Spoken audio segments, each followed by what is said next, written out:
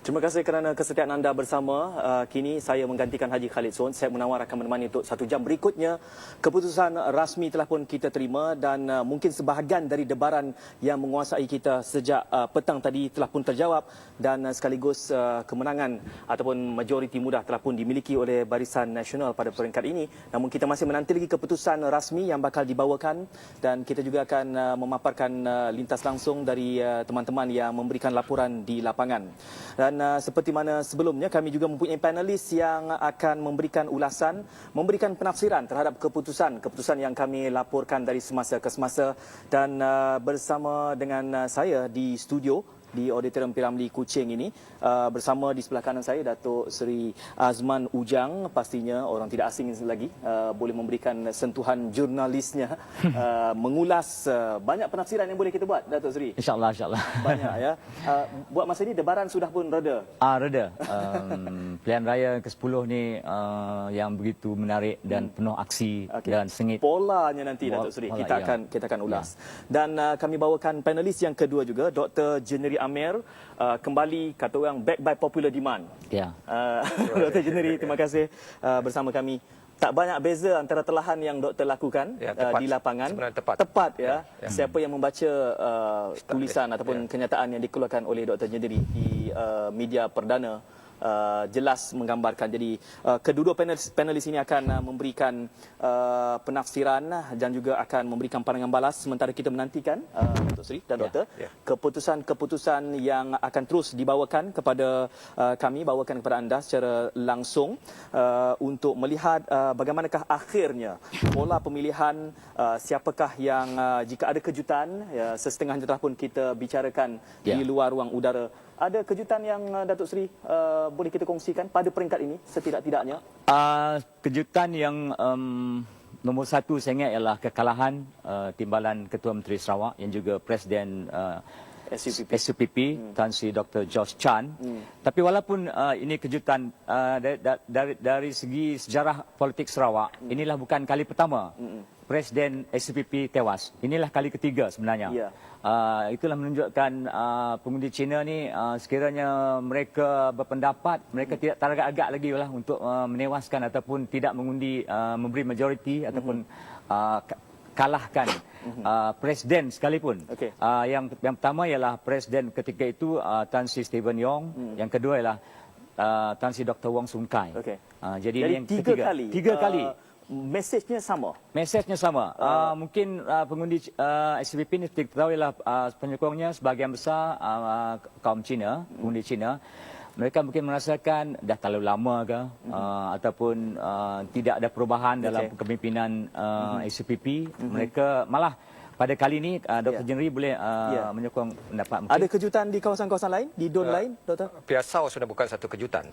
Malah diramalkan akan Presiden SUP itu akan tewas dalam pilihan raya ini. Dan ini lebih jelas lagi kalau kita melihat apa yang telah berlaku di Piasau, di Pujut dan di Miri pada keseluruhannya apabila terdapat kegairahan daripada halayak untuk menyaksikan apa yang berlaku di pentas politik di AP. Dibandingkan dengan sambutan untuk calon Barisan Nasional, begitu sedikit. Berbanding dengan di AP, di sekitar 5,000, 6,000 orang menonton. Mungkin sebahagiannya kerana ingin melihat apa yang berlaku di atas pentas itu, mendengar cerita-cerita menarik yang tidak dapat disaksikan ataupun didengar di alam biasa. Tetapi yang satu kejutan mungkin bagi kebanyakan orang adalah Krian apabila Datuk Peter Nyarok itu tewas.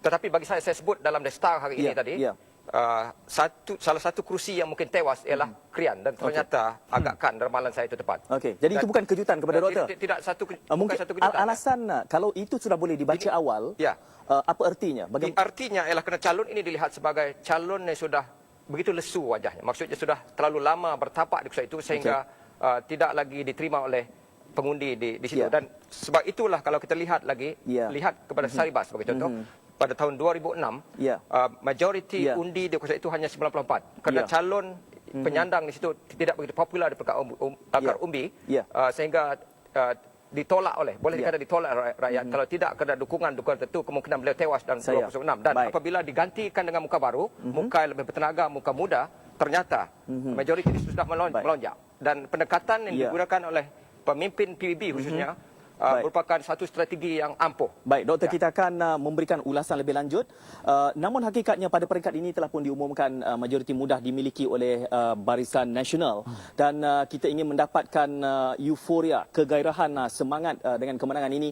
Kita akan bersama rakan setugas Effendi Julaihi yang berada di Demak Jaya pada peringkat ini. Jadi kita terus saja bersama dengan Effendi. Silakan. Kita akan bersama untuk mendapatkan langsung dari Demak Jaya bersama dengan Effendi. Silakan. Terima kasih, Syed Menawar di pentas utama. Assalamualaikum, bersama saya Effendi Haji Julaihi di Demak Jaya bersama-sama dengan rakan media cetak dan elektronik yang lainnya telah berkampung di sini sejak petang tadi. Dan untuk mengetahui perkembangan di PWTC Kuala Lumpur bersama dengan Suraini Abdul Rahman. Suraini. Fandi, terima kasih. Nampak ceria sekali di sana dan kami di PWTC juga berkongsi keceriaan bersama-sama dengan Yang Amat Berhormat Perdana Menteri Datuk Seri Najib Tun Razak, ditemani isteri Yang Amat Berbahagia Datuk Seri Rosmah Mansor. Di sebelah sana Datuk Seri Syamsuddin Tun Hussein, Naib Presiden UMNO. Kelihatan juga Presiden wakil-wakil dan wakil-wakil komponen parti-parti komponen Barisan Nasional. Ketua Pergerakan Wanita UMNO Malaysia Datuk Seri Syarizat Jalil juga kelihatan. Datuk Seri Tengku Adnan Tengku Mansor, Setiausaha Agung Barisan Nasional, semuanya sudah bersedia untuk memulakan sidang video bersama-sama dengan Yang Amat Berhormat PN Sri Haji Abdul Taib Mahmud di Demak Jaya. Sama-sama kita ikuti sidang video sekarang. Silakan. Assalamualaikum warahmatullahi wabarakatuh. Assalamualaikum warahmatullahi wabarakatuh. Assalamualaikum, Tok. Tamanya alhamdulillah. Tamanya video conference ni diadakan kerana pengurusi SPR baru membuat pengumuman rasmi bahawa Barisan Nasional telah memperolehi simple majority dengan bilangan kursi sebanyak 36 buah kursi berbanding dengan parti lawan. PKR dapat 3, DAP dapat 5 dan bebas 1. Jadi dengan ini maka dah resmilah bahawa kerajaan di Sarawak yang akan datang ni merupakan kerajaan Barisan Nasional.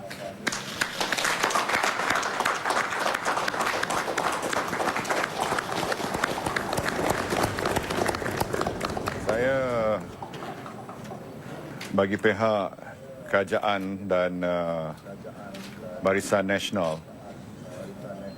ingin pertamanya mengucapkan setinggi-tinggi tahniah kepada PN Sri dan Barisan Nasional Sarawak di atas kemenangan yang sangat bermakna ini. Walaupun kita berdepan dengan tentangan yang hebat pada kali ini, tetapi jelas sekali bahawa keyakinan rakyat terhadap Barisan Nasional masih tinggi lagi dan kejayaan yang kita telah capai di banyak kawasan menunjukkan majoriti yang besar. Ada yang telah bertambah majoritinya.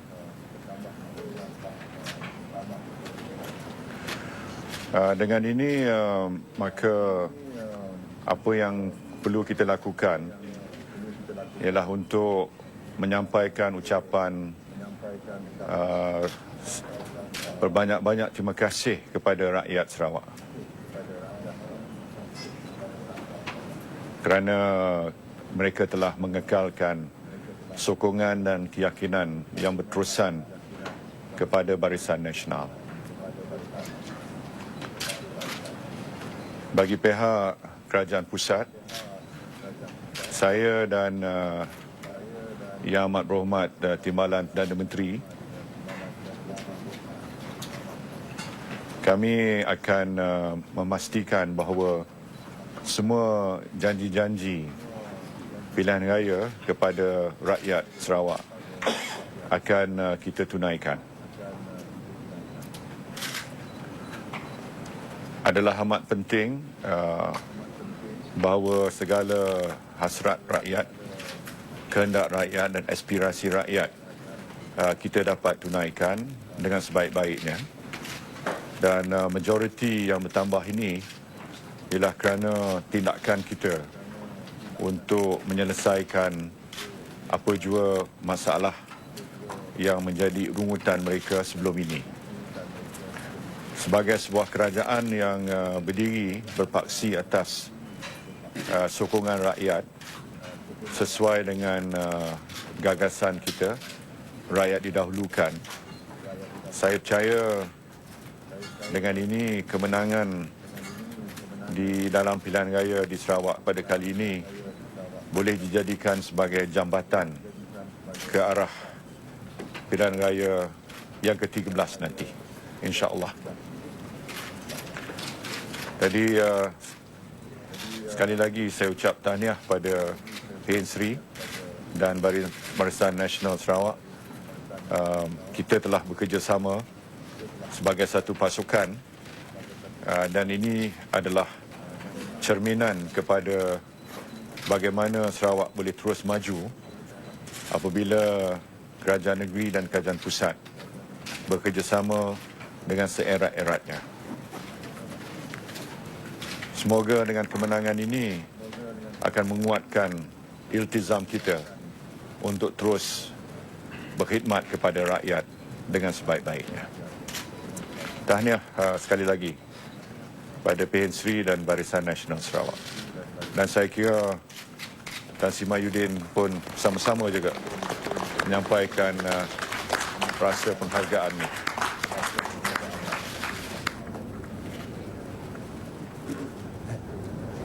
Terima kasih Datuk Petinggi Yang Amat Berhormat Perdana Menteri.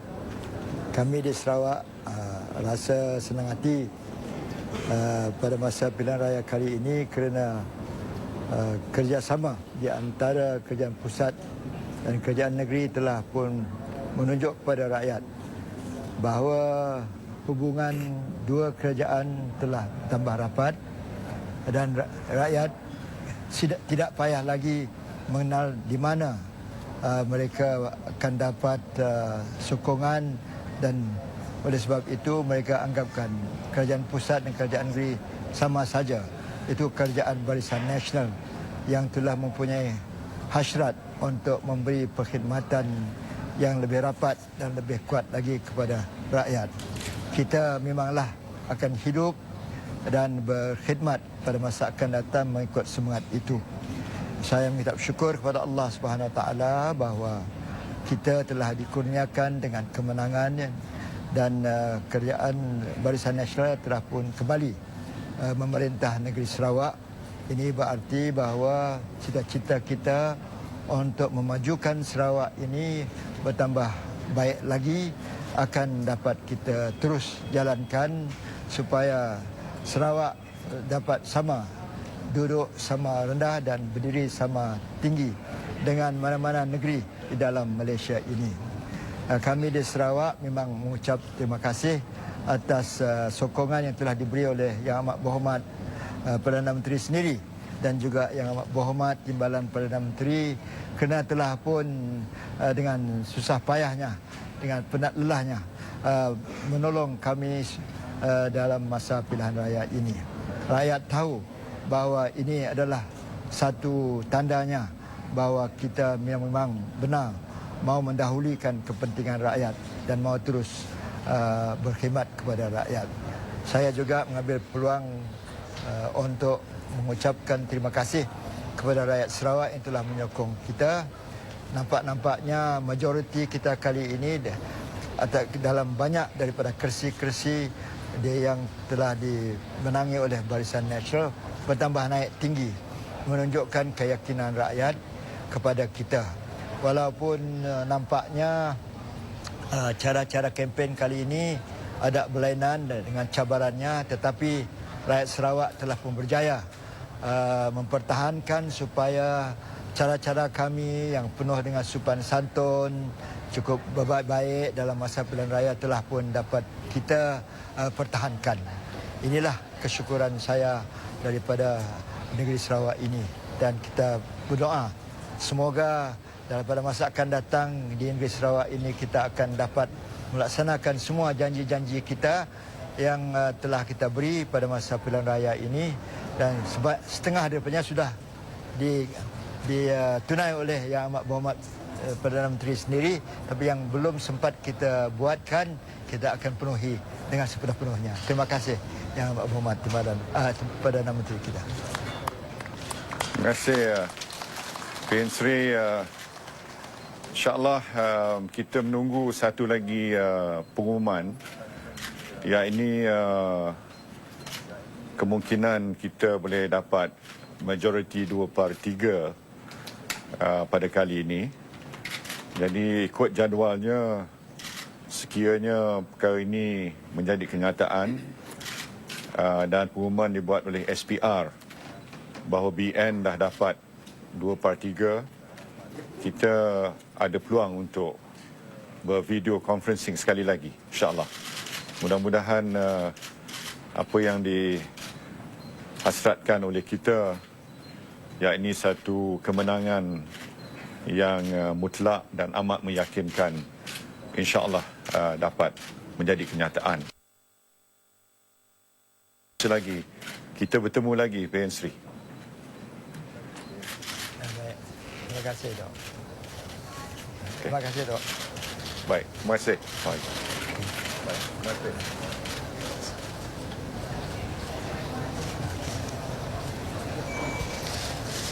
Baik, itu tadi sidang video di antara Yang Amat Berhormat Perdana Menteri dan Yang Amat Berhormat Pin Sri di Demak Jaya. Dan Fandi di Demak Jaya, itu tadi seperti mana yang dikatakan oleh Yang Amat Berhormat Perdana Menteri, kita akan bersidang video sekali lagi sekiranya kita mendapat keputusan 2/3 tak lama lagi. Dan kita juga akan berlintas langsung sekali lagi ke PWTC untuk bersama-sama dengan Yang Amat Berhormat Perdana Menteri untuk sidang media. Dan apapun sekarang, Fandi, satu soalan dari PWTC kepada Fandi, daripada saya kepada anda sebenarnya. Sudah jelas dan tepat Barisan Nasional dipilih sebagai penjamin masa depan kita. Jadi Fandi sendiri sebagai rakyat negeri Sarawak, apa perasaan?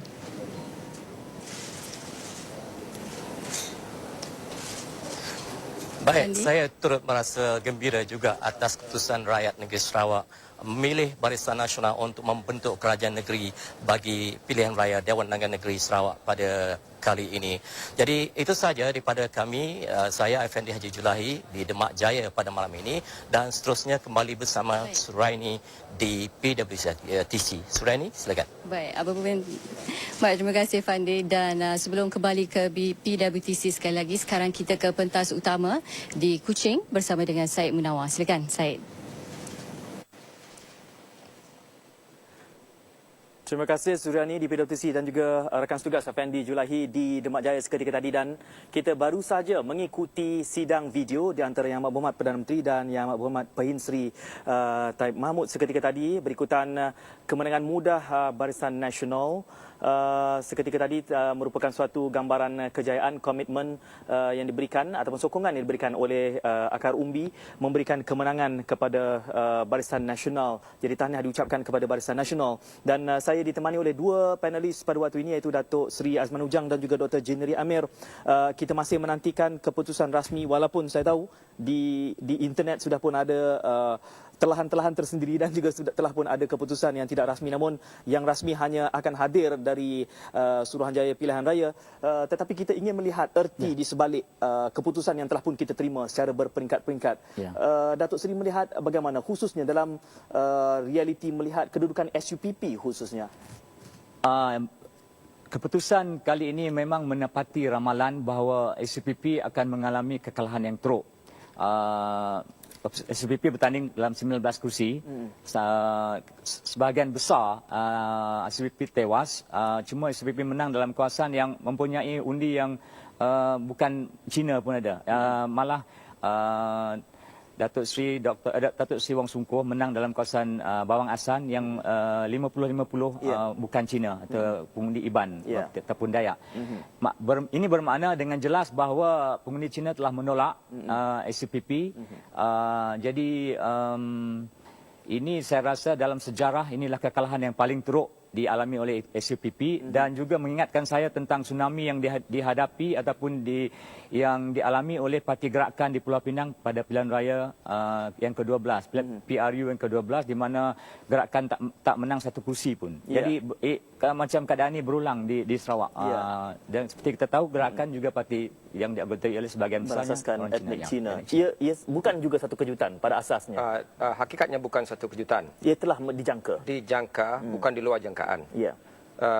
Menyadari hakikat bahawa SUP dilihat sebagai sebuah parti yang saya nak berterus terang, yang dilihat oleh kebanyakan masyarakat Cina di Sarawak ini sebagai sebuah parti yang tidak berupaya untuk memperjuangkan kehendak dan aspirasi masyarakat Cina. Lebih lagi dalam konteks kepimpinan SUP itu sendiri, pemimpinnya sudah dilihat terlalu lama berkuasa. Jadi kalau pemimpin itu tidak mau turun, maka kami akan menurunkan pemimpin itu. Ini suara yang dan bukan satu yang di luar jangkaan bagi saya. Malah mengikut kajian yang saya lakukan 2 bulan lepas. Rata-rata boleh saya kata tepat sekali. Kerana di kawasan majoriti Cina, khususnya di Pending, malam juga saya buat satu kajian pantas. Daripada 100 soal selidik saya kemukakan 100, semua 100 itu memihak kepada DAP. Dan saya fikir apa yang hendak dilakukan oleh SUP sekarang ialah harus dilihat keupayaan untuk menyuntik pemimpin baru bagi memastikan SUP itu terus relevan. Tetapi saya tidak dapat menjangkakan apa yang akan berlaku kepada parti yang ini.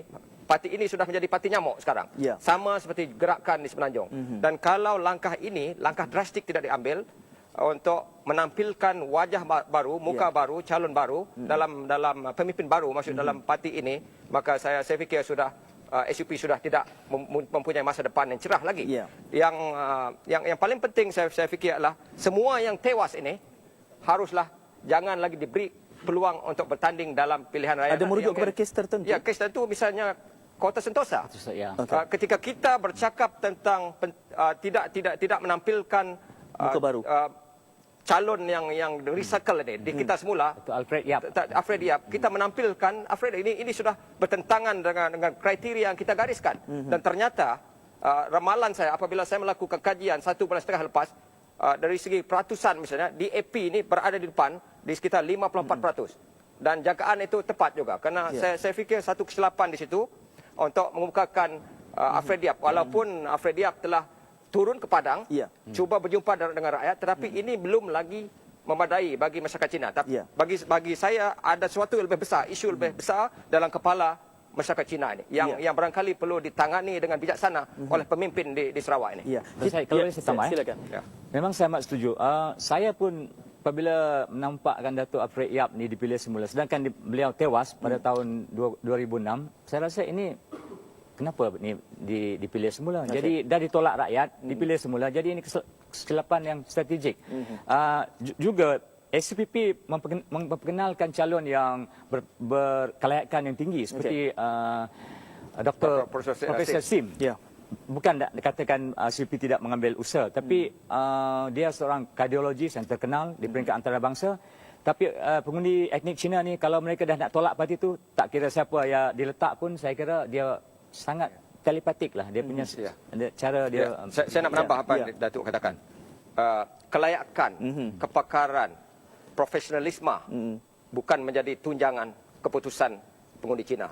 Yang menjadi perhitungan dan tunjangan perhitungan masyarakat Cina di Sarawak ini ialah soal yang lebih besar daripada itu, iaitu bagaimana pemimpin SUP ini mengendalikan, memimpin, memacu ke depan SUP ini sendiri. Adakah kalau nak relevan, saya fikir SUP ini harus mencari pemimpin yang dilihat berupaya untuk memacu SUP ini menjana semula kepimpinan yang dinamik. Dan bagaimana caranya? Pemimpin ini sudah lagi tidak diterima oleh rakyat, ini harus berundur dengan sukarela. Jangan sampai rakyat menurunkan mereka. Ini apabila berlaku seperti ini, saya fikir segi sebanyak ini menggambarkan sudah menjejaskan maruah dan imej serta integriti pemimpin itu sendiri. Tapi Dan gambar ini yang telah lebih besar sekarang ialah Ya. dengan representasi ataupun perwakilan kaum Cina di kabinet negeri dan kerajaan negeri dengan kekalahan yang begitu teruk. Ya. Jadi mereka hanya menang berapa? Setakat ini mungkin satu, Bawang Asan. Bawang Asan. Bawang Asan. Dan siapa yang nak menjadi suara kepada wakil orang Cina Ya, di dalam konteks sini? itu. Kerana kelihatannya mereka lebih mengutamakan suara dari luar. Seperti Ketua Menteri sendiri berkata, kalau pemimpin SUP ditolak, kemungkinan suara orang Cina akan sukar untuk Didengar Ini oleh pihak kerajaan masyarakat negeri. Cina sendiri sudah Okey. memilih sedemikian ketika mereka sebenarnya menikmati begitu banyak kemakmuran, peluang ekonomi, bisnes. Kalau di Sarawak ini saya nak berterus terang, Ya. orang Cina ni lebih maju ke depan. Lebih maju dari semua segi pendidikan, Berbanding ekonomi, kaum-kaum lain. banding dengan Bumiputera di luar bandar yang masih lagi kelihatannya tersisih. Tetapi masyarakat luar bandar ini menerima hakikat bahawa mereka terus mendukung Barisan Nasional dan Barisan Nasional akan tetap menjadi paksi perjuangan mereka untuk melindungi kepentingan dan kebajikan mereka pada masa depan. Sementara kita menerima keputusan dari semasa ke semasa, akhirnya ia seumpama jigsaw puzzle. Dia akan memberikan satu makna yang berbeza selepas kita melihat keputusan. Tetapi secara tak langsung, Datuk Seri dan juga Doktor, kita sudah mula membuat telahan pembacaan, penafsiran terhadap undi berdasarkan etnik. Cina seperkara. Tetapi bacaan yang lain yang dilakukan terhadap trend pada peringkat ini, walaupun keputusan rasmi sepenuhnya belum diterima, menggambarkan sudah ada dikotomi ini. Beza antara undi bandar dengan luar bandar. Ada nilai yang boleh kita petik daripada keputusan pada peringkat ini, Datuk Seri? Undi bandar memang tradisionalnya memang mungkin pemikiran mereka ni mereka mau perwakilan di Dewan Undangan Negeri.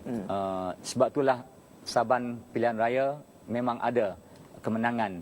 Walaupun pada tahun 2006 PKR yang baru saja muncul pada kali itu memenangi kursi padunan.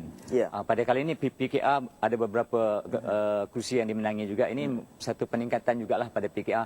Tapi yang mengejutkan saya ialah SNAP. Parti yang mewakili masyarakat Iban ataupun Dayak yang begitu pada satu ketika dulu begitu berkuasa ataupun berpengaruh di Sarawak. Pada kali ini mungkin kena TKO lah. Setakat ini bukan saja kalah di semua kursi.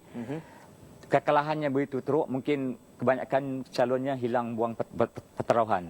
Jadi bagaimana Dr. Saya nak menjawab sendiri soalan ditapil oleh Syed sebentar tadi. Saya melihat ini pertentangan duaan. Dalam bahasa Inggerisnya konsep binary opposition. Ketika masyarakat di luar bandar, di rumah panjang, kampung, di pedalaman dan sebagainya, menjunjung tinggi politik pembangunan, pengundi di bandar ini kelihatannya menjunjung tinggi idealisme. Pembangunan, projek pembangunan sudah dipenuhi. Mereka ingin mengajak jauh ke depan, iaitu politik idealisme ini lebih diutamakan. Maksudnya apa itu politik idealisme?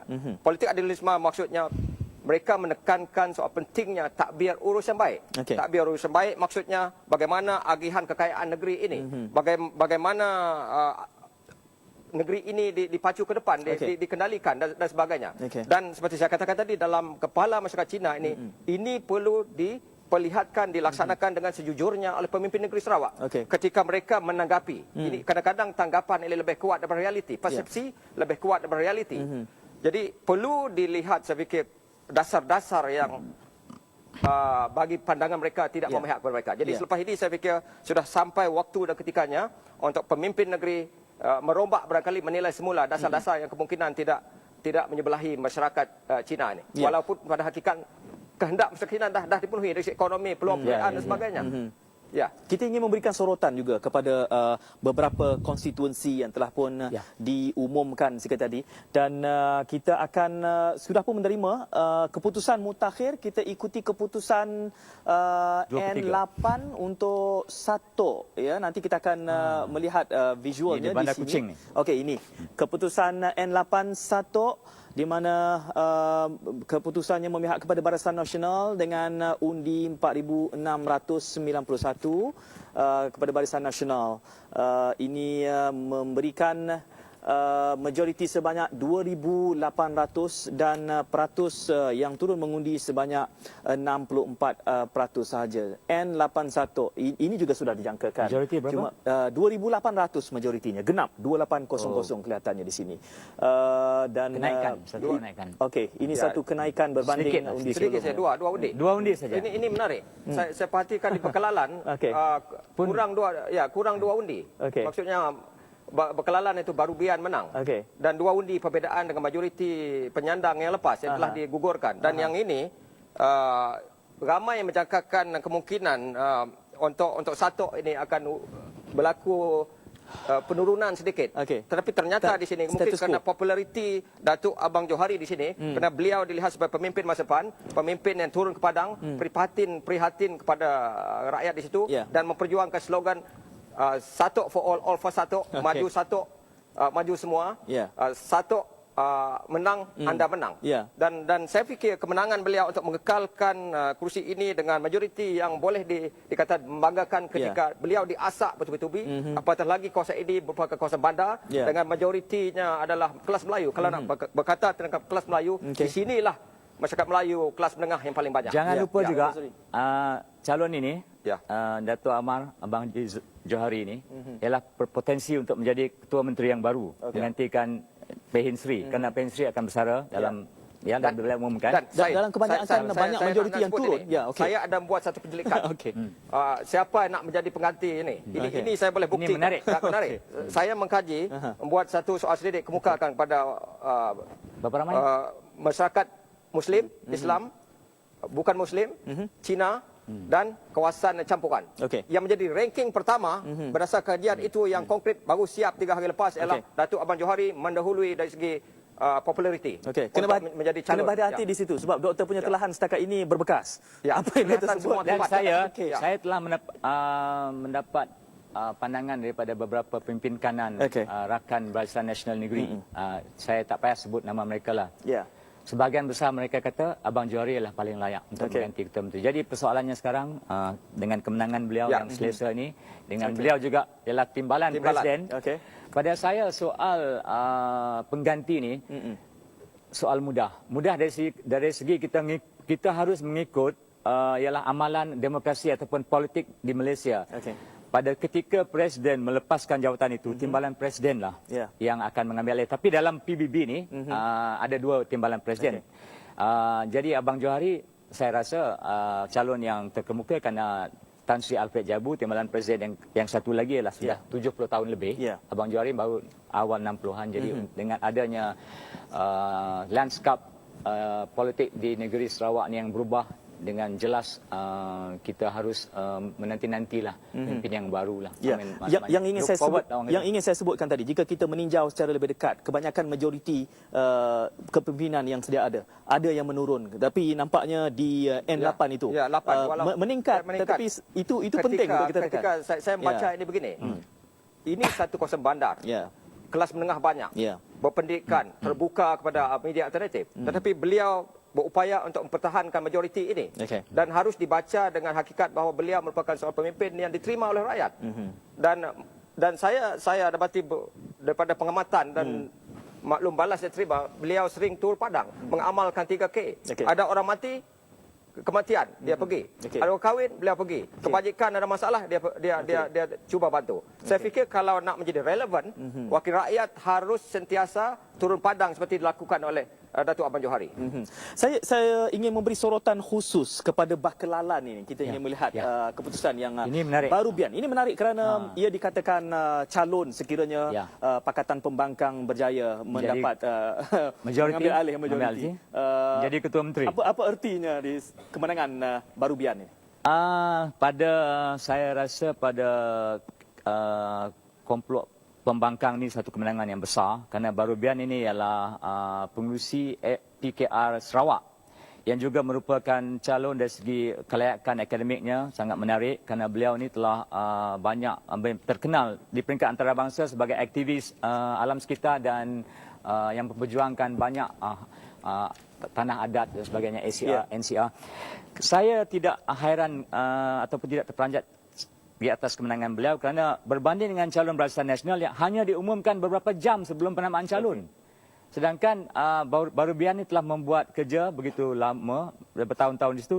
Untuk kawasan seperti Bakelalan ini adalah kawasan yang di antara kawasan yang paling terpencil di Sarawak dengan masalah pengangkutan perjalanan komunikasi.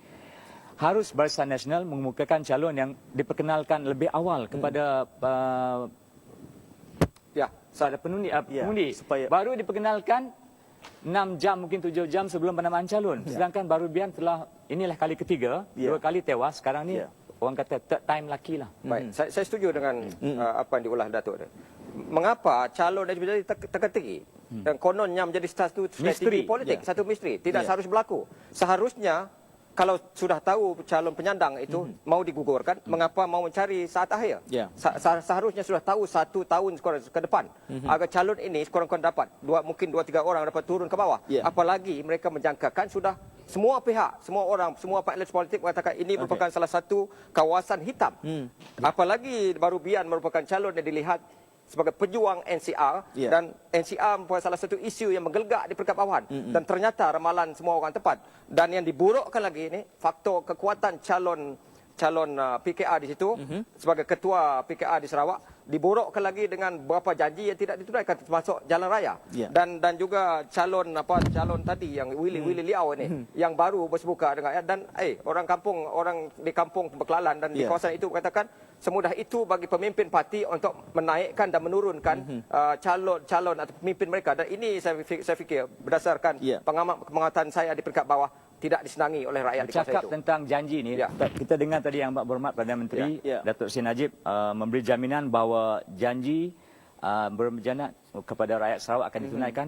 Apa yang unik ialah Sarawak akan menghadapi lagi satu pilihan raya tak lama lagi. Pilihan raya ke-13 berbanding dengan negara-negara lain dia dah mengadakan 2008 dulu. Sekarang mungkin kalau diadakan pilihan raya hujung tahun ni ataupun tahun depan, Sarawak akan ada lagi 30 kerusi yang akan dipertandingkan. Jadi Dr. Jemeri Amir telah membuat satu kajian di mana janji salah satu masalah ialah janji yang tidak ditunai. Betul. Bukan saja Pakatan Rakyat banyak buat janji. Memang wajar bagi rakyat kalau Pakatan Rakyat tidak dapat menunaikan janji kerana mereka tidak memerintah. Tetapi bagaimana pemimpin ataupun kerajaan memerintah itu membuat begitu banyak, ini bukan tuduhan. Saya buat tinjauan dari Tanjung Datuk sampai ke Lawas. Dan ternyata salah satu masalah yang membelenggu Barisan Nasional ialah janji yang tidak ditunaikan. Dan saya melihat ini apabila Perdana Menteri turun, salah satu usaha dan pendekatan strategi yang beliau lakukan ialah dengan menunaikan, mengotakkan janji yang belum dilaksanakan oleh Barisan Nasional di sini. Dan saya nak mengatakan lebih lanjut lagi, salah satu faktor menyebabkan kemenangan di beberapa kawasan itu termasuk di Beting Maru dan juga Belagai besar itu menganjak ke depan itu. Dari segi majoriti ialah kerana pendekatan Perdana Menteri yang turun padang. Dan saya nak menegaskan berdasarkan kajian saya juga populariti Perdana Menteri itu begitu tinggi, 80%.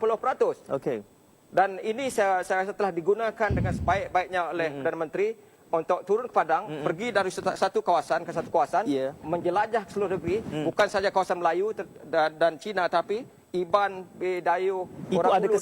Itu merupakan satu pendekatan yang bijaksana bagi saya. Atas sifat saya dan Dr. Jenri sebagai rakyat Sarawak lah, bukan sebagai ahli panel pada malam ini, kita harus mengucapkan banyak terima kasih kepada Perdana Menteri yang begitu dilihat sebagai prihatin. Seminggu menggunakan pelbagai kaedah pengangkutan yang amat mencabar sekali. Beliau katakan balon sebenarnya helikopter, iaitu seperti kita tahu ialah pesawat helikopter ni ialah amat mencabar sekali dalam keadaan Sarawak ni. Tapi beliau telah berjaya pergi ke setiap pelosok di negeri ini dan menunaikan janjinya. Jadi saya rasa sebahagian besar daripada kemenangan Barisan Nasional pada kali ini kita disebabkan oleh itu. Pada mulanya hitam, pada mulanya bertukar menjadi kelabu dan putih. Ini satu pendekatan saya fikir beliau. Doktor merujuk pada kawasan mana ni saya khusus? Batu Beting Maru. Yang dikatakan semua pihak mengatakan tewas, tapi dikatakan PAS akan menang. Tapi ternyata you tengok majoriti berlonjak daripada 800 lebih kepada 2000 lebih kalau tak silap saya. Dan saya fikir kita harus menerima hakikat bahawa Perdana Menteri merupakan jenama yang begitu laku di Sarawak ini. Dan harus beliau turun lebih kerap ke Sarawak lagi dan salurkan lebih banyak peruntukan untuk memastikan mereka di luar bandar ini dapat menikmati hasil pada kemenangan Barisan Nasional pada malam ini. Saya merujuk kepada pola di dalam pemilihan Dewan Undangan Negeri 2006, 8 berpihak kepada bukan Barisan Nasional, tetapi merujuk kepada 2001 bila mana jumlah Dewan Undangan Negerinya 62, kelihatannya 15 dimiliki oleh bukan Barisan Nasional. Jadi dalam keadaan sedemikian, kita nanti di peringkat akhir akan melihat keseluruhan jumlah keputusannya dan kita boleh melakukan perbandingan. Sebelum kita memberikan ulasan lanjut terhadap pola-pola itu, kita akan kembali bersama rakan setugas Effendi Julahi. Kita terus saja ke Demak Jaya. Ya, bagaimana biasa, setiap komponen parti yang bertanding di bawah Barisan Nasional tentu akan membuat kajian mereka. Ya, pastinya SPP yang mungkin menghadapi kekalahan akan meneliti sebab-sebab dari sudut pelbagai, sama ada dari soal dalaman parti, kepimpinan, peranan wakil-wakil, dan juga masalah sikap pengundi bandar sebagai contoh. Itu akan diambil kira. Tapi saya percaya ini bukan penghujung kepada parti SPP. Ini adalah sebagai suatu orang kata iktibar yang pastinya akan diambil kira oleh pimpinan parti itu bersama-sama dengan industri sendiri apakah yang perlu dibuat untuk memperkukuhkan kedudukan program biaya ini. Anwar berkempen lama di sini. Akhirnya parti keadilan hanya menang satu kursi. Ya, dia kena kempen di sini kerana dia bercita-cita besar. Di peringkat awal sekali dia telah meletakkan sejumlah calon yang paling ramai sekali. Kalau tak silap saya 41 calon. Untuk memberikan gambaran kononnya Sarawak ini akan berkembang dan dia akan menguasai negeri Sarawak. Dan dia telah mempromosi Pak Rubian menjadikan ketua menteri yang baru. Ya, tetapi kita sedar bahawa satu rakyat di Sarawak ini rupa-rupanya memang faham dan memahami dengan sedalam-dalamnya kedudukan PKR. Tentunya mereka tahu tentang Anwar Ibrahim, tentang perwatakan dengan berbagai-bagai kenah masalah yang dihadapi oleh beliau. Sampai bila kita turun berkempen, semua yang bertanya di bawah tu cerita pasal Jam Omega contohnya. Ataupun hal-hal yang berkaitan dengan kes di mahkamah. Jadi hal-hal seperti ini telah membawa kesan yang luas di Sarawak sehingga kan rakyat Sarawak menolak kedudukan PKR ini kecuali satu kursi sajalah. Jadi ini membuktikan bahawa mereka tidak diterima di sini. Okay.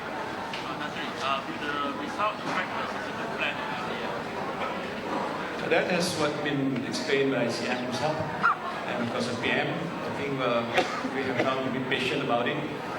What's important now is to look ahead. The government will be formed very, very soon, and that whatever has been agreed upon by CM and PM, of course, I believe will be implemented in due time. Okay. All right. Thank you. The last question for me. Is the state cabinet going to have some kind of reshuffle? Will there be some kind of There's a new government ahead of time. I come some of the time when full result comes out. We don't reshuffle the result. There's a new government. It's a new cabinet. Not immediately. Not immediately. Benji, boleh komen sikit mengenai kemenangan PDP di semua kawasan? PDP kemenangan besar PDP menangi. Belum habis. Saya belum tahu confirmation daripada SPR dulu. Jam dengan. Tempatnya okey. Ada sumpah ke? Nanti lah. I have another press conference. After this. Saya nak balik ke Kuala Lumpur. Okay. Not so good lah before. Yeah.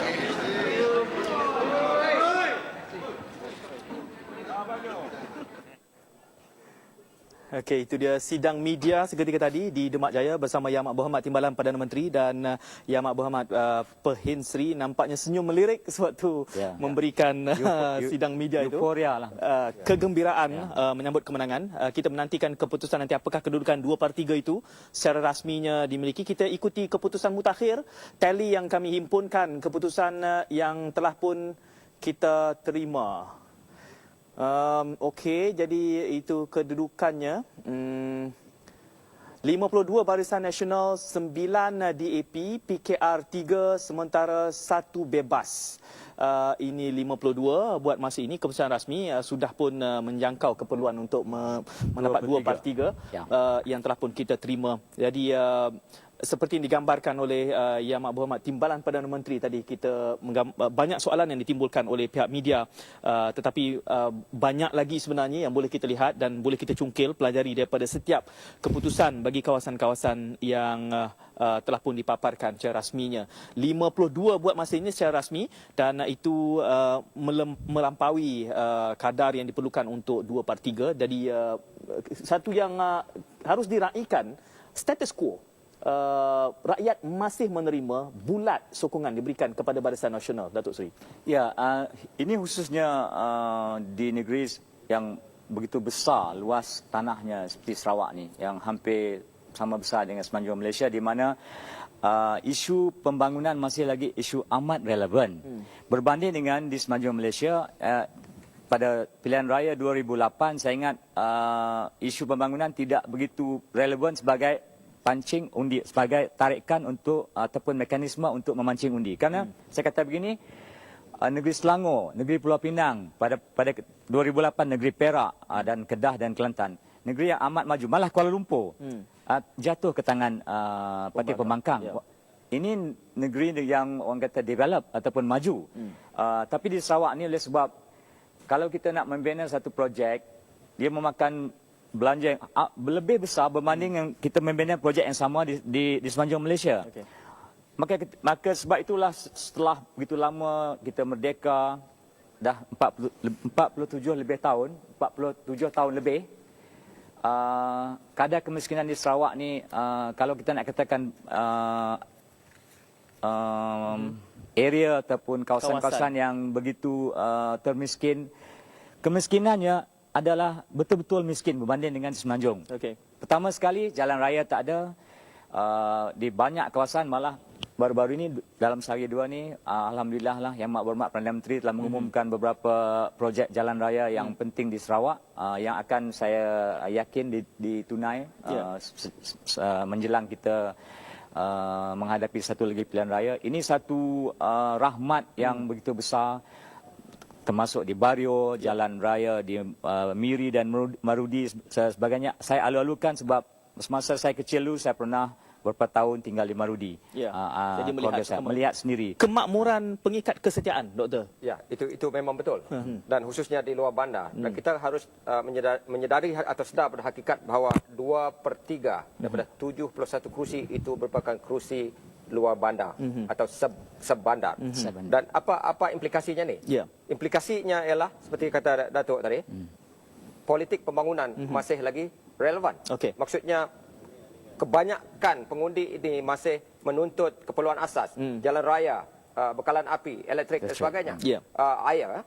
Dan tetapi ini akan ditangani dengan strategik oleh Perdana Menteri dan pemimpin negeri ini, dalam arti kata melalui NKRA dan GTP, apabila mereka berjanji untuk menyelesaikan sebahagian besar masalah ini menjelang tahun depan. Dijanjikan 90% akan diselesaikan jalan rayanya, airnya, elektriknya. Dan mengikut GTP, ini akan semua masalah ini akan berupaya diselesaikan dalam tahun 2015. Saya fikir ini satu janji yang realistik, yang pragmatik, yang boleh dipegang. Dan pengundi ini mengharapkan semua janji ini berupaya diselesaikan sesudah mereka menunggu lebih daripada 47 tahun. Saya kira pendekatan yang perlu digunakan ialah jangan tunggu untuk menyelesaikan masalah menjelang pilihan raya. Seolah-olah seperti bomba, ada api padamkan. Melalui projek instan ini, mi segera. Saya fikir ini satu pendekatan yang tidak begitu disenangi oleh rakyat. Yang mahu dilihat oleh rakyat adalah bagaimana pemimpin negeri, pemimpin persekutuan ini menyelesaikan masalah dengan menggunakan pendekatan yang holistik, strategik, jangka pendek, jangka panjang, jangka menengah. Jangan sampai menunggu tuntutan demi tuntutan, kita harus tapi tidak diselesaikan. Janji demi janji. Saya tahu sampai 5 pilihan raya ada janji yang tidak ditunaikan. Saya fikir selepas ini pemimpin negeri dan juga persekutuan harus mengambil iktibar. Kalau rakyat sudah menuntut, jangan tunggu sampai saat akhir seperti yang berlaku dalam kes Bako. Baru diangkat Seksyen 47 itu saat akhir. Kenapa dalam tempoh 30 tahun ini tidak ditunaikan? Saya fikir ini relevan dan berasas juga hujah mereka. Dan itu menjadi penilaian rakyat. Ya, penilaian. Dari semasa ke semasa kita mendapat keputusan dan keputusan terkumpul. Tally yang ingin dikongsikan dengan penonton. kedudukan parti 52 Barisan Nasional, DAP 9, PKR 3 dan Bebas 1. Kita melihat pada keputusan ini bererti 13 pada peringkat ini dimiliki oleh bukan Barisan Nasional, 1 bebas dan 12 dimiliki oleh DAP dan Pakatan. Apa artinya ini? Kenaikan dari 8 sebelum ini, sudah ada 13 sekarang. Bagi mereka ini adalah satu kemenangan yang besar, khususnya di negeri Sarawak ni. Seperti kita tahu, negeri ini begitu besar dengan masalah pengangkutan, perhubungan lah yang begitu rumit berbanding dengan negeri-negeri Semenanjung. Hakikat bahawa Parti Pembangkang masih, bukan saja masih, telah meningkatkan lagi kemenangan mereka, kejayaan besar pada mereka. Ini saya rasa dari segi amalan demokrasi satu perkara yang sihat lah, kerana kita perlu jugalah orang kata check and balance. Kemenangan Barisan Nasional 23 itu dah mencukupi, meyakinkan lagi kesinambungan kerajaan negeri yang kuat dan teguh dan kukuh. Tapi dalam pada masa yang sama, lanskap politik negara telah berubah seperti yang dibawa kita saksikan dengan ketara sekali dalam tahun 2008 di PRU 12. Ini telah sikit sebanyak ataupun dengan banyaknya juga tiba di Sarawak lah pengaruh. Tapi sebelum keputusan rasmi kita terima tadi, sehingga ke pukul 6 tadi, kita masih memperdebatkan, Datuk Seri. Boleh tak boleh 2/3 ni dikekalkan? Boleh atau tidak? Boleh. Tapi kini sudah jelas. Kenapa timbul kebimbangan itu? Hakikatnya tidak ada terjejas sedikit pun. Saya rasa sebahagian besarnya daripada kerana media ni, media alternatif ni banyak meramalkan bahawa kali ini Pakatan Rakyat ataupun Pakatan Pembangkang akan memberi prestasi yang amat baik. Inilah masa mereka untuk menafikan majoriti 2/3. Tapi dalam dari segi amalannya mereka selaru kerana mereka bertarung sama sendiri di banyak kawasan. Jadi mungkin sedikit sebanyak ini menghakiskan jugalah. Sekiranya tidak ada banyak terpecahnya undi di satu-satu kawasan, apakah keputusan ini akan berubah mengikut tidak akan berubah juga, kerana memang berlaku pertembungan sesama sendiri, pertembungan adanya begitu banyak calon bebas. Seperti yang kita ramalkan, sebahagian besar calon bebas ini akan hilang wang pertaruhan atau deposit, seperti yang berlaku dalam 2006 apabila ada 20 ini 12 hilang deposit. Dan saya menjangka kali ini sekitar barangkali 70% akan hilang deposit. Dan walaupun dengan adanya calon bebas, begitu banyak pertembungan pelbagai penjuru, ini sebenarnya pertembungan banyak penjuru ini membantu Barisan Nasional. Kalaupun tidak berlaku pertembungan pelbagai penjuru, ini saya masih lagi mengatakan bahawa peluang untuk Barisan Nasional negeri ini mempertahankan 2/3 ini adalah suatu yang hampir pasti. Dan begitu banyak media mengatakan bahawa ramalan ini memang tepat. Atas tunjangan bahawa 2/3 kursi ini adalah berada di luar bandar, dan pengundi di luar bandar ini hakikatnya adalah pendukung kuat Barisan Nasional. Kerana kursi luar bandar ini dapat dikatakan sebagai kubu kuat Barisan Nasional. Media perdana memetik doktor seawal pagi ini mengatakan kemungkinan Pakatan boleh mendapat 15 hingga ke 28. Kini kita melihat bahawa 13, 12 secara lebih tepat, 1 bebas. Saya mungkin mengatakan 15 itu tepat. Saya memetik yang paling minimum apabila ditanya minimum 15 saya kata. So dia tanya, wartawan ni tanya, what's the worst case scenario? Saya kata worst case scenario, keadaan paling buruk 27. Itu adalah berdasarkan perkiraan saya. Terdapat begitu banyak juga kawasan hitam dan kawasan yang kelabu hitam. Jadi bukan makna saya mengatakan akan hilang 27. Saya katakan minimum, kerana wartawan yang tanya saya the worst case scenario. 27. Tapi saya sendiri tidak percaya itu akan berlaku. Menyedari hakikat 2/3 kursi ini masih adalah kursi luar bandar. Ramalan 15 ni mungkin boleh tepat. Saya rasa ramalan kita masih menantikan keputusan. Banyak lagi, ada berapa lagi? Yang kita nantikan. Jadi anda sedang mengikuti ulasan keputusan Dewan Undangan Negeri Sarawak pada peringkat ini 52 kerusi yang telah pun disaksikan tadi dimenangi oleh Barisan Nasional, 9 kepada DAP, 3 kepada PKR dan 1 bebas buat masa ini. Tapi pastinya ramai yang melihat juga laporan-laporan yang dipaparkan di media baru, media alternatif, dan kesemuanya memberikan ada setengahnya yang memilih untuk tak apalah, tunggu keputusan besok saja, kita lihat kepada apa yang terpapar dalam media ni. Secara peribadi Datuk Seri ada tempat-tempat khusus yang menjadi sorotan Datuk Seri?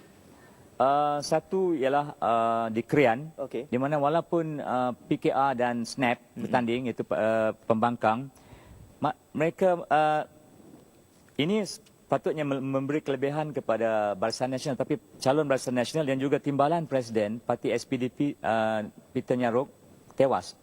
Saya nak tahu pendapat daripada analisis kita yang terkenal ni lah. Apakah kenapa kursi yang pemimpin Barisan Nasional tewas walaupun undi pecah? Ada dua. Ada.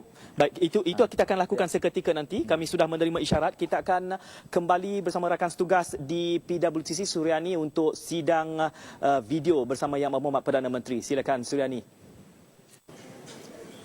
Terima kasih Syed, dan di PWTC nampaknya kita sudah bersedia bersama dengan Yang Berhormat Perdana Menteri untuk mulakan sidang media. Dan apa kata kita ikuti saja terus ke sidang media.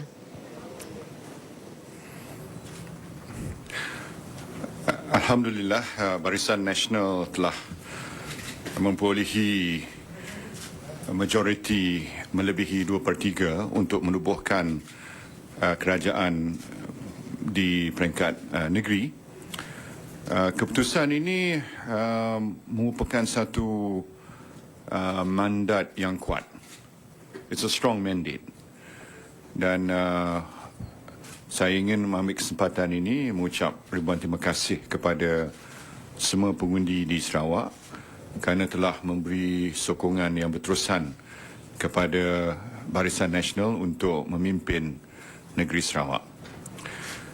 Kita di samping menghargai sokongan rakyat terhadap Barisan Nasional, kita harus juga menggunakan kesempatan ini untuk membuat analisa yang mendalam berdasarkan pada pencapaian kita. Antaranya ialah kejayaan kita di kebanyakan kawasan majoriti BN bertambah, yakni di kawasan-kawasan luar bandar dan pinggir bandar. Ini berarti bahawa mesej kita untuk pengundi di luar bandar telah pun diterima dengan peningkatan. Namun kegagalan kita di beberapa buah kursi yang saya anggap sebagai kursi yang dikatakan sebagai urban areas, kursi-kursi di bandar, menuntut Barisan Nasional untuk membuat kajian yang mendalam akan apa sebabnya supaya kita boleh mengamalkan ataupun menggunakan pendekatan yang lebih sesuai untuk menarik sokongan di kalangan pengundi-pengundi di bandar. Saya juga ingin memberi jaminan bahawa kita akan mengkotakan semua kata-kata kita dan janji-janji kita akan tunaikan supaya rakyat tidak perlu sanksi kalau kita memberi sesuatu komitmen itu perlu kita laksanakan dalam tempoh yang terdekat. Di samping itu, oleh kerana pilihan raya 13 akan diadakan apabila sampai pada masanya, jadi kita boleh juga gunakan pengalaman di Sarawak ini sebagai satu medan ujian untuk kita menambahkan kemampuan kita, persediaan kita dan juga pengetahuan kita tentang apakah yang paling tepat untuk kita jadikan sebagai kaedah kita apabila sampai pada masanya. Saya juga ingin di sini menyatakan bahawa salah satu daripada faktor besar ialah kerjasama antara kerajaan negeri dan kerajaan pusat dan Barisan Nasional Pusat dan Negeri. Saya ucap terima kasih pada P.N. Sri sebagai Ketua Menteri Sarawak dan Kerajaan Negeri Sarawak kerana apabila kedua-dua kerajaan ini berganding bahu dan seia dan sekata, berarti bahawa kita memberi pengharapan kepada rakyat bahawa kita boleh membuat perubahan ataupun transformasi yang besar kepada negeri Sarawak. Saya percaya salah satu daripada perkara yang telah dapat diterima dengan baik, imajinasi rakyat telah dapat kita sentuh apabila kita menjanjikan transformasi besar kepada negara dan juga kepada negeri Sarawak melalui program GTP dan ETP kita, yang mana momentumnya kita akan terus tingkatkan lagi. Dan saya percaya dengan ini apa yang penting ialah untuk kita maintain sokongan ini supaya sokongan di peringkat DUN ataupun di peringkat negeri ini, dalam pilihan raya peringkat negeri ini boleh kita terjemahkan apabila sampai pada masa pilihan raya 13 nanti.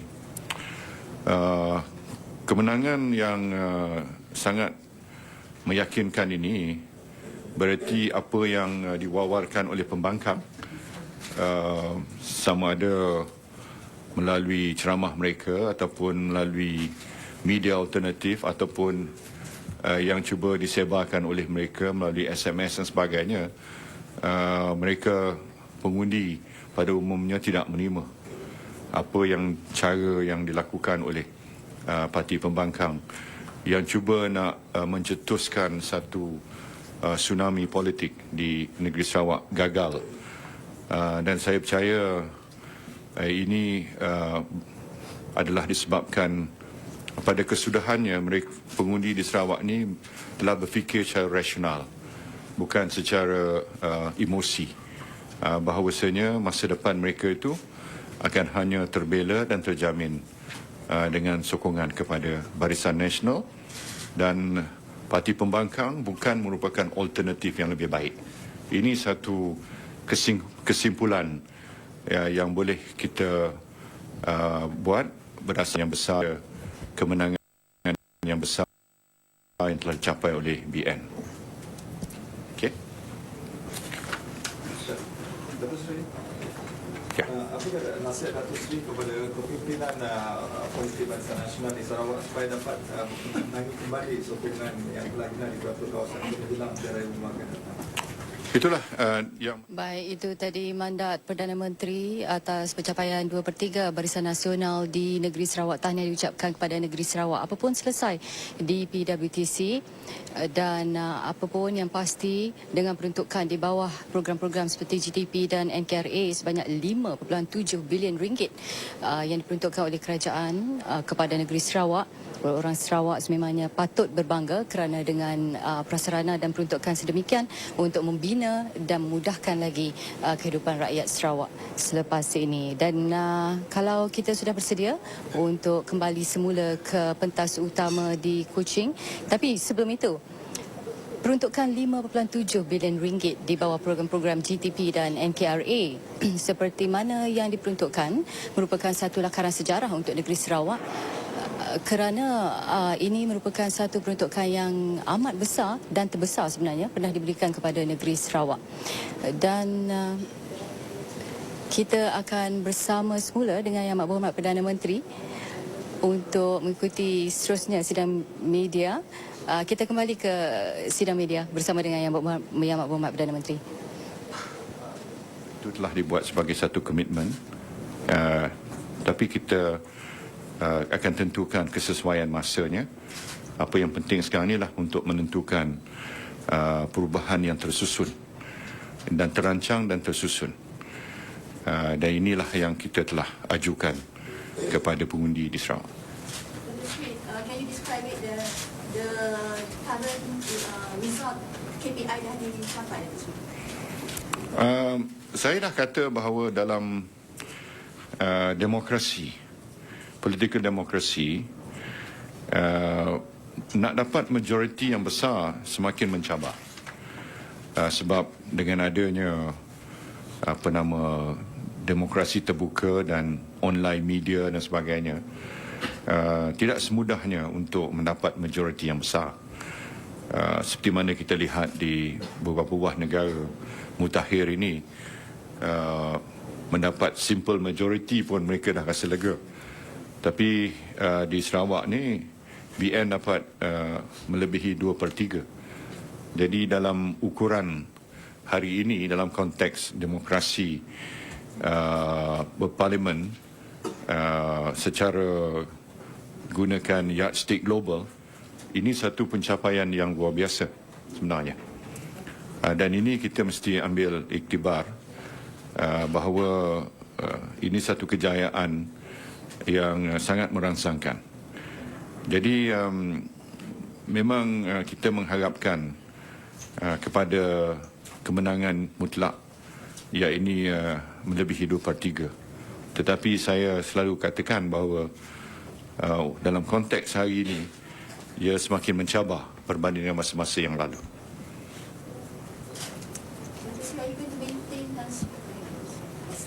Saya dah cakap dah tadi. Saya dah ulas dah tadi. Okey. Will this be a barometer for the general election, and are you going to make a decision soon on when the GE is going to be held? Sama ada ini merupakan barometer.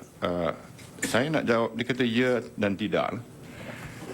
Ya maknanya kita telah dapat mengekalkan momentum kemenangan kita sejak di pilihan raya kecil sebelum ni, Ulu Selangor, di Galas, di Merlimau, di Keredau, di Batu Sapi, di Tenang, dan sekarang ni di Negeri Sarawak. Jadi maknanya kejayaan ni bukanlah satu kejayaan yang luar biasa dan tak mengikut aliran. Jadi trendnya nampak memihak pada Barisan Nasional. Jadi itu dalam konteks itu kita lebih orang kata teruja lah, inspired dengan kemenangan ini. Namun saya kata tidak, sebab ini pilihan raya kecil, pilihan raya peringkat negeri. Walaupun Negeri Sarawak itu besar, tapi masih lagi di peringkat negeri. Dan kita ada Semenanjung, keseluruhan Semenanjung dan Sabah yang harus kita ambil kira. Jadi kita kena ambil kira segala-gala faktornya sebelum keputusan bila nak mengadakan pilihan raya umum boleh dibuat. Okey. Thank you. Terima kasih. Terima kasih. Terima kasih. Okey, sir. Baik, itu tadi saya kira sudah selesai sidang media bersama-sama dengan Yang Amat Berhormat Perdana Menteri Malaysia Datuk Seri Najib Tun Razak, dan seperti mana yang telah diberitahu oleh Yang Amat Berhormat Perdana Menteri, sama-sama kita bekerja untuk memastikan kejayaan dan semua janji-janji Barisan Nasional kepada rakyat negeri Sarawak, dan pasti Barisan Nasional sebagai penjamin masa depan kita.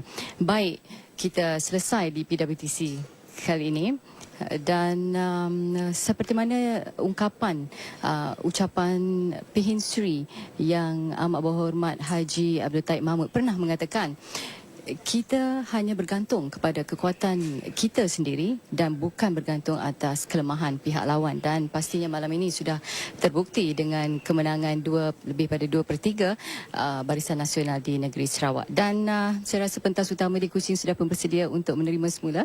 Kita kembali bersama Syed Munawar di sana. Silakan Syed. Terima kasih Suryani. Demikian tadi sidang media bersama Yang Amat Berhormat Perdana Menteri. Berikutan kejayaan Barisan Nasional mengekalkan 2/3 dari jumlah kursi. Masih ada yang kita nantikan, setakat ini 65 kursi telah pun kita terima keputusan rasminya. Namun begitu, ada lagi yang masih kita nantikan, apakah keputusan dan wajah akhir daripada proses pemilihan yang berlangsung pada hari ini. Hampir 1 juta yang melakukan pengundian untuk memberikan gambaran apakah yang telah pun dipilih. Sesuai dengan apa yang disebutkan oleh Yang Amat Berhormat Perdana Menteri tadi, bahawa untuk mengekalkan kemenangan 2/3 itu merupakan satu cabaran yang besar. Jadi kita ikuti ucapan tahniah daripada pemimpin-pemimpin. Jadi kita ikuti VT ini. Walaupun setengah pihak menyatakan bahawa 2/3 tidak diperolehi, nah sekarang sudah pun terbukti bahawa pencapaian itu adalah pencapaian nyata dan memberi endorsement yang sangat tinggi nilainya kepada bab pentadbiran negara dan negeri Sarawak khasnya untuk masa hadapan. Ucapan tahniah dari Datuk Seri Utama Dr. Ais Yatim seketika tadi, dan itu suatu gambaran keberhasilan kalau kita melihat hasil daripada proses pemilihan dan juga kerja keras yang dilakukan oleh pihak Barisan Nasional.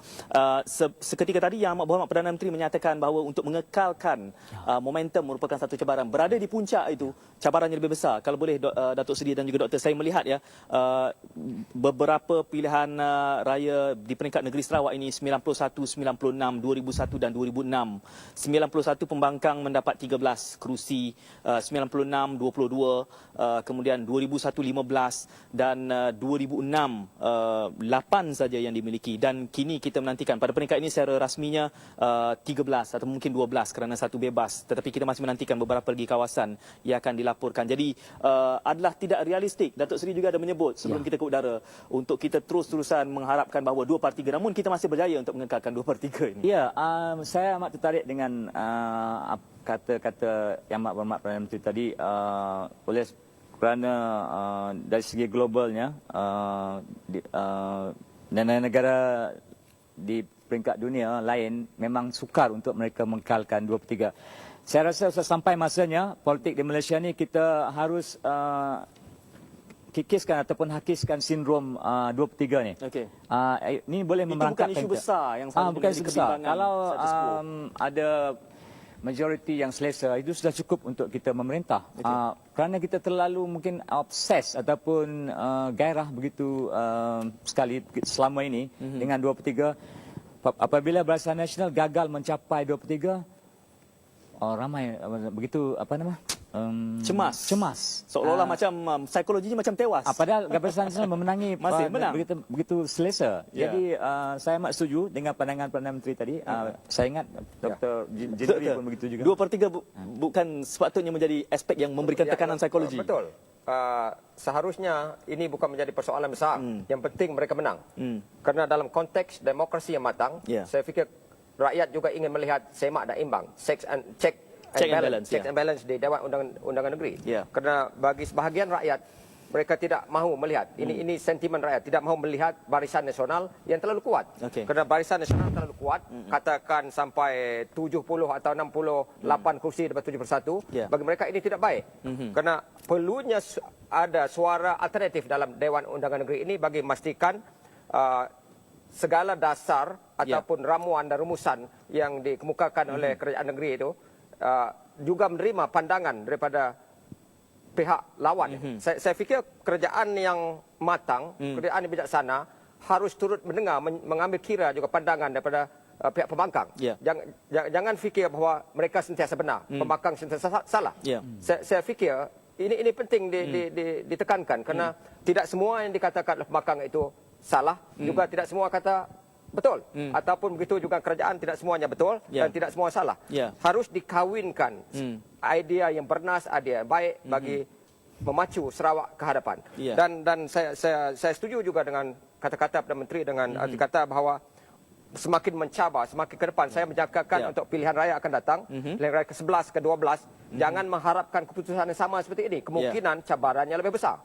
Kerana jumlah ataupun saiz kelas menengah ini semakin besar, jumlah mereka berikan semakin banyak, dan media alternatif makin mainkan peranan signifikan dengan lebih banyak penduduk di Sarawak ini mendapat akses kepada apa yang maklumat. berlaku di Timur Tengah dan Afrika Utara dan sebagainya. Yang penting saya fikir rakyat, masalah rakyat, isu-isu membelenggu rakyat ini harus diselesaikan dengan bijaksana, dengan jelas, dengan wawasan yang jelas, dengan komitmen yang jitu daripada kerajaan. Saya fikir rakyat ingin melihat komitmen dan keikhlasan daripada kerajaan. Kalau pendekatan ini digunakan seperti dilakukan oleh Perdana Menteri sendiri, saya percaya dan yakin bahawa Barisan Nasional Sarawak ini akan terus menjadi kubu kuat Barisan Nasional untuk masa depan. Ya, Yang Berhormat Perdana Menteri tadi juga menyebut bahawa isyarat-isyarat yang diterima dari kawasan, mungkin kawasan bandar yang melihatkan bagaimana DAP mendapat majoriti yang besar, itu akan dinilai dan dikaji. Jika ada pengajaran yang boleh dikutip, Datuk Seri, untuk juga bersiap sedia ke arah Parlimen pilihan raya yang akan berlangsung nanti. Isyaratnya ialah saya rasa oleh sebab DAP memenangi lebih banyak kursi di bandar, boleh dijangkakan ia akan berterusan lah, sebab saya tak kira dia akan berubah begitu mendadak dalam masa yang terdekat ni. Jadi apa yang harus kita nilai ialah mungkin soal-soal yang Dr. Jenderal cakap tadi, soal-soal yang lebih besar daripada pembangunan. Baik, Datuk Seri dan juga Doktor, kita akan ke istana untuk mengikuti acara angkat sumpah. Jadi kita terus saja ke sana mengikuti perkembangannya.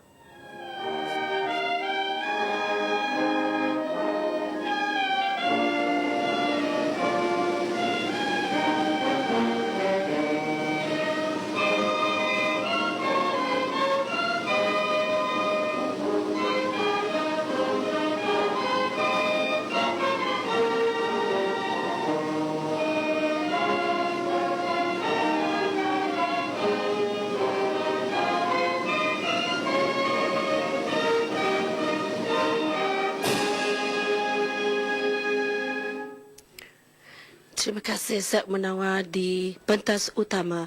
Ketika ini saya sedang berada di bilik menghadap utama Astana Negeri Petrajaya Kuching, di mana sebentar lagi akan berlangsung upacara mengangkat sumpah jawatan Ketua Menteri Sarawak. Dan waktu itu ketika ini Perdana Menteri Haji Abdul Taib Mahmud telah pun tiba di Astana Negeri untuk menerima watikah pelantikan Ahli Majlis Mesyuarat Kerajaan Negeri di bawah fasa 3 perkara 6 Perlembagaan Negeri Sarawak oleh Tuan Yang Terutama Yang di-Pertua Negeri Sarawak, Tun Abang Haji Muhammad Salahuddin. Jadi untuk itu kita ikuti bersama pelantikan.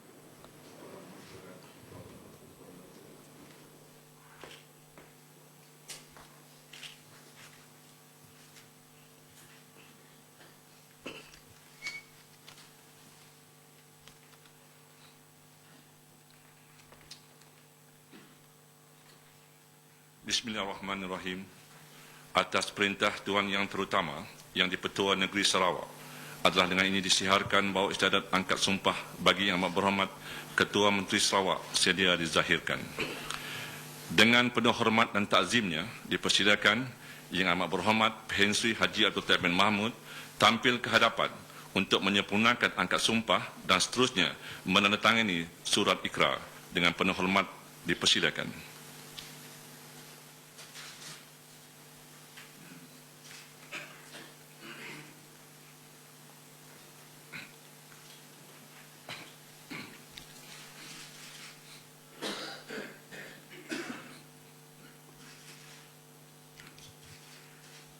Bismillahirrahmanirrahim. Saya Haji Abdul Taib Mahmud setelah dilantik memegang jawatan sebagai Ketua Menteri, dengan ini berikrar bahawa saya akan menjalankan tugas-tugas jawatan saya itu dengan taat, adil dan dengan segala daya upaya saya, bahawa saya akan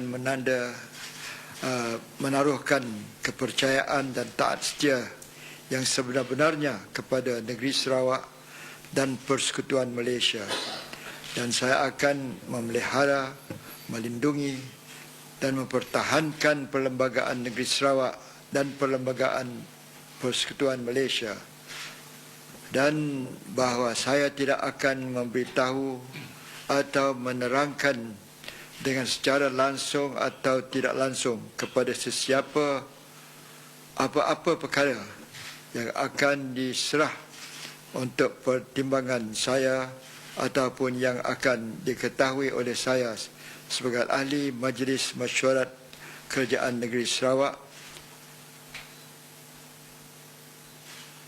kecuali sebagaimana yang dikehendaki bagi menjalankan tugas-tugas tersebut ataupun dengan kebenaran istimewa oleh Yang di-Pertua Negeri Sarawak.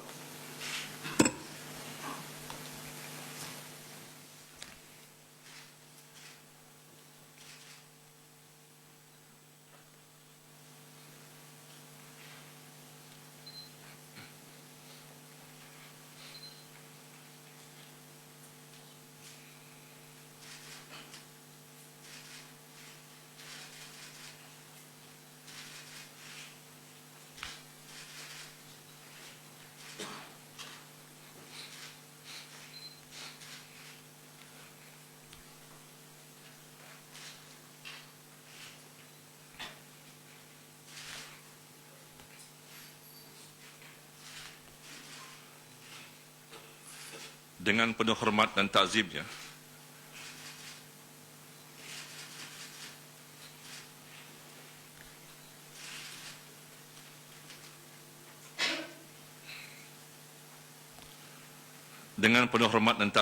dipersilakan Yang Amat Berhormat Pehen Sri Haji Abdul Taib N. Mahmud menghadap Tuan Yang Terutama untuk menerima surat pelantikan. Dipersilakan.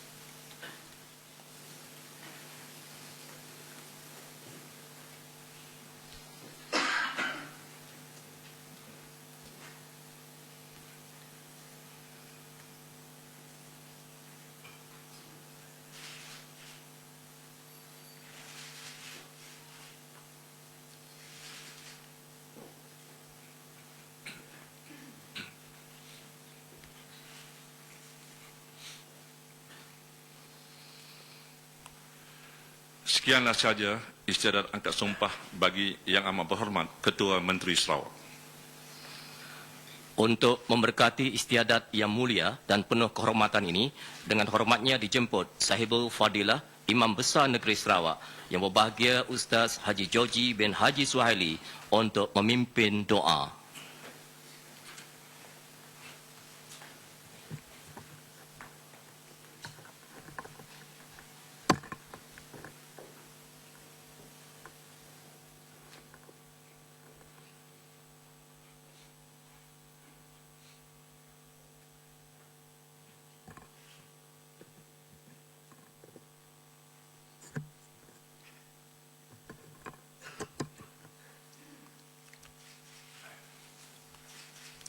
أعوذ بالله من الشيطان الرجيم بسم الله الرحمن الرحيم الحمد لله رب العالمين ورب العرش العظيم الملك القدوس السلام المؤمن والصلاة والسلام على سيد المرسلين والرسول الآمين سيدنا محمد وعلى آله وصحبه أجمعين. Allah ya azim ya syakur, ya Allah, hanya puji-pujian dan kesyukuran yang dapat dilafazkan ke hadratmu kerana limpah kurnia dan rahmatmu serta keizinmu jualah kami dapat berhimpun di sini bersempena dengan majlis angkat sumpah pelantikan Kota Menteri Sarawak. Allah ya Rahman ya Rahim, ya Allah, dengan limpah kurnia dan kasih sayangmu kami berhimpun di majlis pelantikan jawatan Kota Menteri Sarawak oleh Tuan Yang Terutama Yang di-Pertuan Negeri Sarawak Tun Datuk Petinggi Abang Haji Muhammad Salahuddin, kepada Yang Berhormat Prince Sri Haji Abdul Taib Mahmud Kota Menteri Sarawak serta dihadir bersama Yang berbahagia Puan Sri Ragat Kurdi Taib. Allah ya Zal Jalal wa Ikram, ya Allah, Engkau pemudahkanlah segala urusan dan tugas-tugasnya demi untuk kepentingan rakyat jelata yang berbilang kaum, agama dan budaya. Ya Allah, peliharakanlah dan lindungilah kami dari segala macam bahaya dan bencana, sama ada di luar ataupun dari dalam, yang terbit di kalangan kami sendiri. Begitu juga lindungilah kami dari resapi anasir-anasir jahat yang boleh membawa perpecahan dan permusuhan serta pertelingkahan yang berbahaya pada